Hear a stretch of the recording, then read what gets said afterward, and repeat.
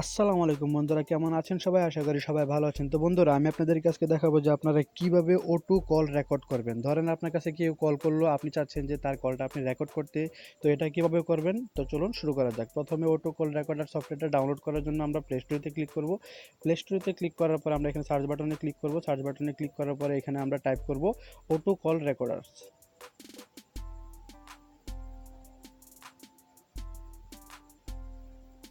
Auto call রেকর্ডার্স এখানে আমরা click করব। আমরা এখানে ক্লিক করার পর দেখেন এখানে দুইটা সফটওয়্যার চলে আসছে।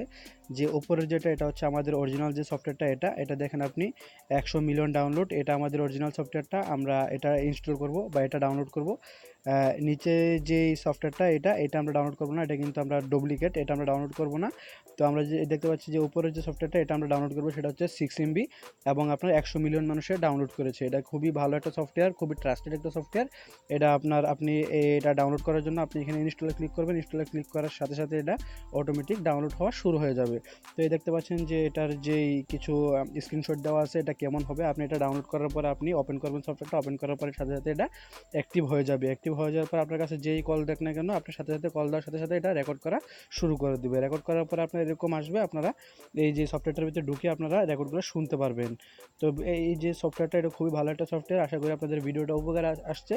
যদি আপনাদের ভিডিওটা ভালো লেগে থাকে তাহলে আমাদের ভিডিওটাতে একটা লাইক দিয়ে দিবেন আর শেয়ার করতে ভুলবেন না। আর হচ্ছে আমাদের যে চ্যানেলটা সাবস্ক্রাইব করবেন।